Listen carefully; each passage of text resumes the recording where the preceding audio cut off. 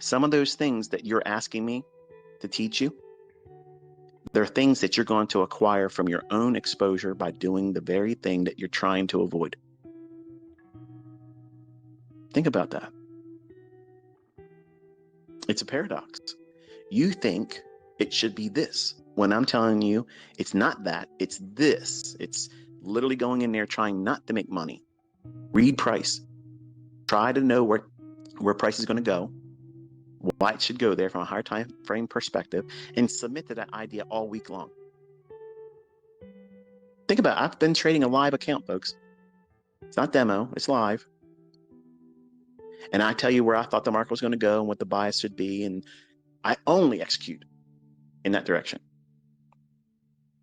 I've done so to show you that even though it might go up 200 handles for the day, and you really, if you ain't in that first part of the move, you've missed 90% of it.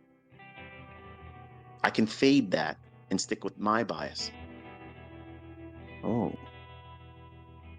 wow. So what you're saying, ICT, is do the work in trying to find and determine where the bias is. Stick to trading with that model, accept the fact that if I'm wrong or you're wrong and you get stopped out, it's part of it. But you can still find profitable trades even in up closed days going short. That might happen unplanned. You don't see it coming. And that's all part of your learning curve. But over time, what's going to happen is you will get yourself aligned with the larger, higher time frame order flow, weekly and daily, 4 hour. If you trade in that direction, where is the market likely to draw to next? Where's the liquidity? Where is the inefficiencies?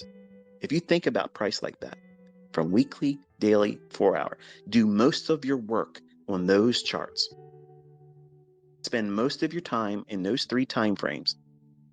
If you filter out the trades in those directions for where the next imbalance is or liquidity, and then you use these 1 to 5 minute or less time frames within the 10 o'clock and 11 o'clock, 2 o'clock to 3 o'clock, or 3 o'clock to 4 o'clock, the respective AM session, PM session, and London session, your silver bullets are easy.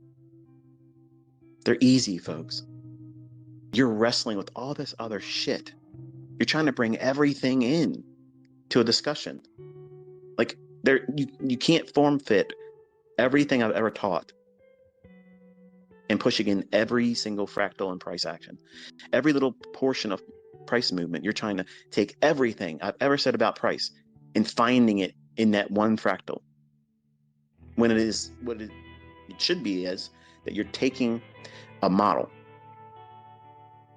a run on liquidity, a displacement, a retracement back in to inefficiency with a lower level objective for sell side, while the 4 hour or the daily or the weekly, preferably all 3 are in agreement that there's something that's going to be reached for on the lower side. That, my friends, is a lead pipe sense trade.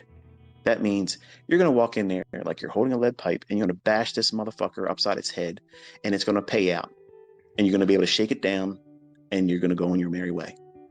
And you're not going to feel any pain. It's going to be a low resistance liquidity run. It's going to be quick. It's going to run right to your target. It's going to have very little drawdown. It's not going to fuck around. It's not going to meander around. It's not going to consolidate. It's going to go right to your shit and be done. That's the type of setup you're looking for once a week. That's the shit that gets you out of work. That's your fuck you money. That's the thing that changes the entire trajectory of your life. And nobody can do shit to piss in your cornflakes because you can tell them to go fuck themselves and there ain't nothing they can do, say, or anything to change it. Every week, every day, and it won't fucking stop. That's where I'm taking you. That's the direction I'm pointing to. That's what you're trying to do by learning all this stuff. Not, I want to trade the fucking Reaper. I want to trade the silver bullet on this. I want to trade the optimal trade entry on that. And I want to do this. And I want to do... What the fuck? I have all that stuff, yes. But every day when I sit down, I want to go in and find a specific setup. Now, if I see something that jumps off at the time, oh yeah, I'll take that. Why wouldn't I? If you walk down the street and you have $100 bill on the sidewalk, you're going to pick it up? You're going to say, fuck that, I ain't picking that up. I'll let somebody else get that. That's trash. But I'm going out there on a specific day with the intention that my one specific model I want to wait for, I know it's going to be there. See, you don't know that. You don't know them intimately enough. You haven't spent enough time with it. How well do you know your spouse? How well do you know your significant other? Some of you that know them very well, you can finish their sentences. As much as I hate that fucking shit, my wife will sometimes finish my sentences for me. And I'm like, what the hell? I don't like that. But that just goes to show that she knows me. She knows what I'm going to say. And I know before I'm not going to say it out loud because I can't stand it, but I'm finishing all of my kids and her sentences before she finishes them. I know what she's going to say before she says them because I can read her face. What does that mean? I endured. I endured the relationship, all the ups and downs. Okay. I went through the process of being a good husband. So therefore I understand her. I know how to read her tape. Okay. Well, how's this market any different? You have to be around it enough. You have to give it love, and it's going to slap you around. In the beginning, it might cheat on you because you're not giving it enough attention. That's just the way it is. But you have to stick to it. Show the market that you are faithful and you're going to be monogamous with it.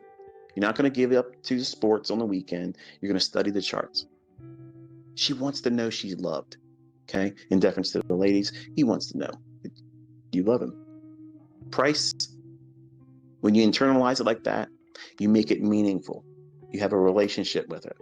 The markets are going to be much more meaningful to you, not adversarial. Now, some of you are laughing or saying, oh, this guy's bullshit. But how many times have you said, this fucking market, fuck you, you give it the finger? You personified it there too. But what have you done? You vilified it. And now your subconscious sees every time you push that button, it's going to hurt you. See what's going on? But you never look at it that way, do you? No. Nope. Nobody's writing books like this. Nobody's sitting down and making YouTube videos about this because it sounds silly to the average person. To the lay audience, it sounds nonsensical. But we're human people. We're creatures that have emotion, and you have to wrestle these things. And finding profitability, you have to go through all this bullshit to discover what makes you tick, what pisses you off, what gets your juices flowing, what makes you hot and ready to do whatever the hell it is, and you're recklessly going out there and taking any risk. What happens if you find where you mess up and you learn to dial back your risk or don't trade at all?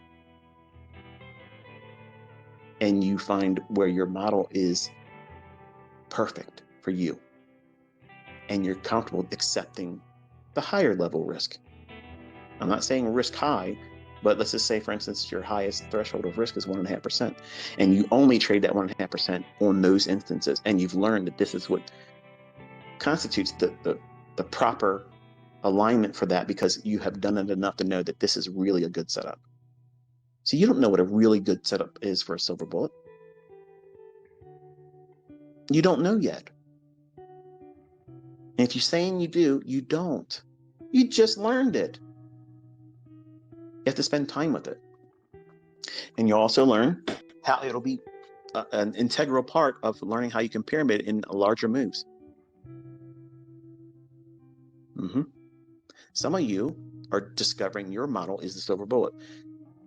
I have students that have already entered the trade at a higher level, and they pyramided in, and then they're adding one more in that fair value gap that's the silver bullet because they know once it leaves that, Elvis has left the building. If you're not positioned, you missed it. You are chasing price then. Does that make the silver bullet trader only entering there inferior to the other traders? No. And if you think like that, you got to ask backwards. You need to pull your head out of your ass. That's not how you should be thinking about it. What fits you as a trader? What fits you? What fits your unique perspective on looking at price? And in finding a way to turn that into a cookie cutter. In the market, in price action delivery every day is the dough. And you're just going to take your cookie cutter model, silver bullet, optimal trade entry, whatever, and you're going to press it in at the right time. And you're going to pull off, and it's going to look just like you want it to for you.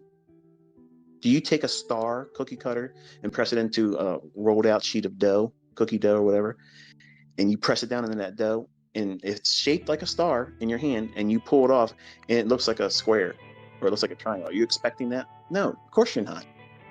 Your expectations are when you pull that cookie cutter off that dough, it's going to look like the star or very close to what the shape of that cookie cutter was. You trust it because you've pressed that into dough times before, dozens, hundreds, thousands, whatever it is. You're not putting any thought behind, you know, when you do this, this is what's going to happen. That's what your trading will become. When you have a model that you stick to, that you've found that fits your unique personality, it doesn't complicate things for you. I have PD arrays that are extremely complicated that you'll never learn, but they'll make you fucking millionaires. Now, let me backpedal. The silver bullet can make you a millionaire. The optimal trade entry can make you a millionaire. Breaker can make you a millionaire.